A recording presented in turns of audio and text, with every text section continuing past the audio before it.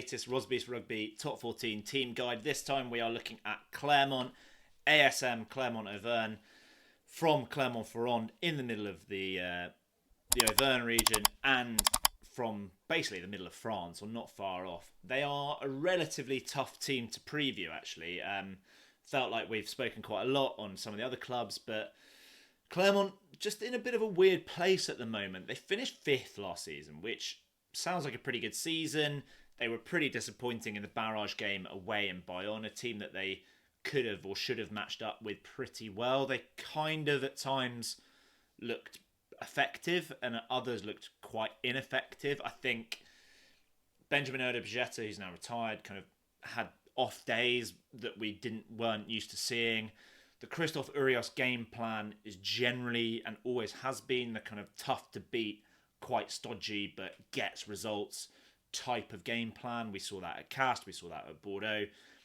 Feels like that, and the perception I think in France is that Christophe Urios perhaps as a coach can't do like the top level. He's kind of going to get you to a basic level. He's going to not get you relegated. He's going to get you challenging for the Champions Cup or getting into the Champions Cup, but perhaps has a limit in terms of developing a team that that can play more expansively or kind of challenge the best sides. He can also blow up at any time. I feel like every week there is a Christophe Urios story, whether it's the fans love him or the fans hate him or he hates someone or someone hates him and he's getting into the press arguing with them. He's got his own wine brand. He's got his own chateau, which is blooming cool. He's a fantastic person to watch out for. That's why we've called him out as why you should support them, because he's a really engaging character. I think he's quite like rustic and he's kind of he's trying to think who the equivalent would be in England. Maybe like a Steve Diamond if you're kind of for a rugby fan, or maybe like a Sean Dyche almost in football. Kind of almost that sort of player, the sort of guy that you could take the piss out of. And Clermont remains a fantastically supported club. The Yellow Army. I've got the scarf there from when we visited back in 2019. It was back when Clermont were really good. It's a fantastic ground to go to. It has an enormous McDonald's. It also has a Michelin star restaurant somewhere. It is obviously the home of Michelin. I think the M was originally AS Michelin, so it was kind of a company sports team for Michelin, the tyre factory. And it's one of those towns, it is an industrial town. I think Michelin or Michelin, or however you want to say it, Michelin, as we would say perhaps in English, employs something like half the town, or possibly even more. Like it's a global brand, right? So a small town in France, the fact that it employs over half of them isn't that surprising.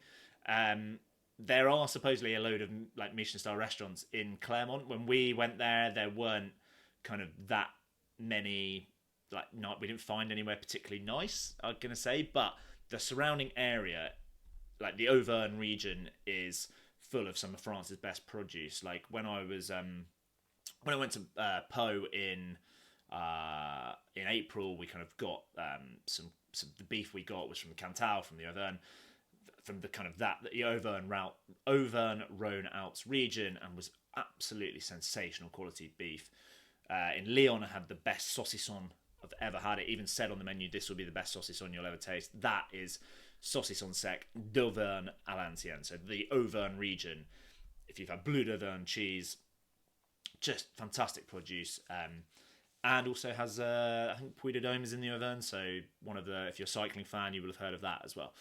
But enough about Clermont-Ferrand and the Auvergne region. Let's look at this team. It is quite a hard place to get to, I would say that. I think when we went, we went to Lyon, and then we took a pretty lengthy train to Clermont-Ferrand. But it's definitely worth a visit because the stadium is so good, and we are eventually going to go back and hunt out the good places in Clermont-Ferrand.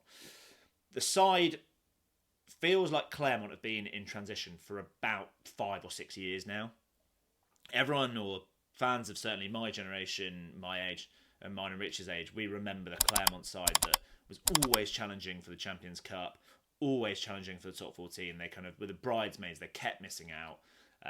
They kept losing finals, but they had such a brilliant team with some absolute, guys that really stirred the memory, like Civic Artu and Rougerie and Camille Lopez, and Morgan Parra, and even guys like Patheliato and Fritz Lee, they were part of that. So they have lost some real club legends this year in losing Fritz Lee and Patheliato, who've been there for years. Fritz Lee, I think we're hoping will crop up again. Patheliato gone to Perpignan. It feels like a weird one to let go. Alexander Fischer came through the academy, was a real bright young thing. He was seen as like the guy to transition from that era of legends into this kind of new era. The fact that he's left is quite a big loss for them. He kind of returned to form and fitness last year. Benjamin Urge, and they've also lost two fly halves in Anthony Bello, a very talented player who kind of never quite fulfilled it. Has played for France, I think, and has gone to Northampton. That's an interesting signing. Benjamin Urge-Pagetta, a legend of the top 14. I think the second highest point scorer, or the highest point scorer in the top 14 era, second highest point scorer in domestic French rugby history.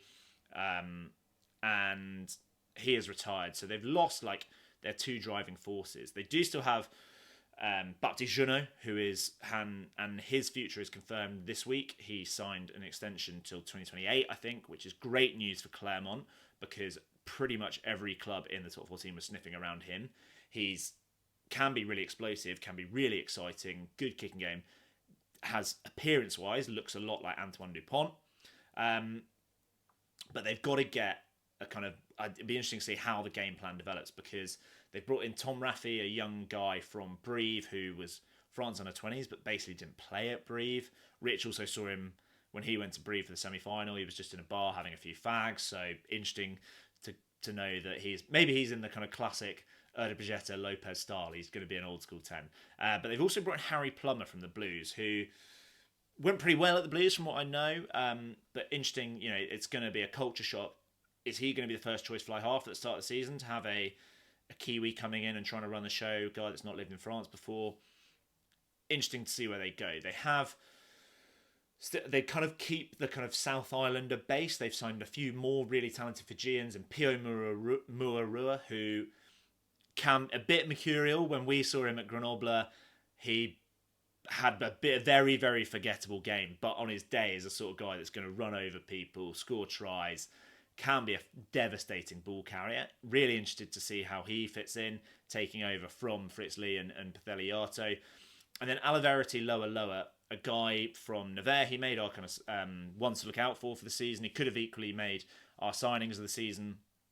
Didn't play loads at Nevers last year, but when he did play, like high impact, we're talking turnovers, line breaks, offloads, tries. Really looking forward to seeing him in the top 14. But it feels like the game plan is still going to be very, very physicality based. The fact they've brought in those guys, you look at the guys that I've got there as the key players, their fitness is key. So Peter Gus Suakula played well at the back end of last season when he got fit. George Mawala, still, when he is fit, which seems to be about one game in 5, is still a phenomenal physical presence and a brilliant, brilliant guy to get over the gain line. And last season it was very direct. Like, I've got Raka in there as one of the key players. He is their X factor. Him and Bautista Delgui, they're just reliant on an individual spark from them and maybe a little bit of Newsom, but largely it is big forwards, good maul game, direct runners. Thomas Say, really, really unsung hero. Like, does everything around the park, carries loads, good offloading game for a second row as well, but also probably going to be right in the middle of the scraps. Kylian Tisserand played really well over the summer for France. Really good line-out athlete, so kind of the heir apparent, I guess, to Julien Bonner from that great side. It's going to be forwards-based again, by the looks of things. Whether they've got enough, it's quite one-dimensional. They've got some really good young players. I'm also hoping that Barnabé Massa, a guy that we were really excited about seeing in the top 14 last season, didn't quite hit the heights that we thought he might do. We kind of thought he might be challenging for the France international side. Would like to see him develop a bit more. Hopefully get the starting jersey. Leon Darrick-Carrere, I didn't actually realise was still 21. I thought he was a little bit older, but he runs some really nice lines. He did tour with France over the summer. One of the few players that didn't play at all, partly because they took about 5 or 6 outside centres, and he was bottom of the list. Baptiste Brit's a guy that really impressed me in the France under-20s. Good athlete. Looked really promising there. And Matteo Frisac, a 19-year-old loosehead prop who is the boyfriend of Christophe Uri's daughter. And that is not just the only reason why we've put him in the good young players, is because he held up pretty well at scrum time, which for a 19-year-old loose head in the top 14 is no mean feat. Yes, he struggled, but he's 19 playing at prop in the top 14. Like, what do you expect? How do we sum them up? Interesting to see how they go with the kind of loss of some of the club legends. Could be yet another year of transition with a very limited game plan. Feels like I've been quite negative in this video. Let us know what you think. Do you have a bit more positivity for Clermont? Tell us if we're wrong on something. Get into those comments. And if you found this video informative, please subscribe and give us a like to help us bring more content about French rugby in the English language. But thank you very much for watching.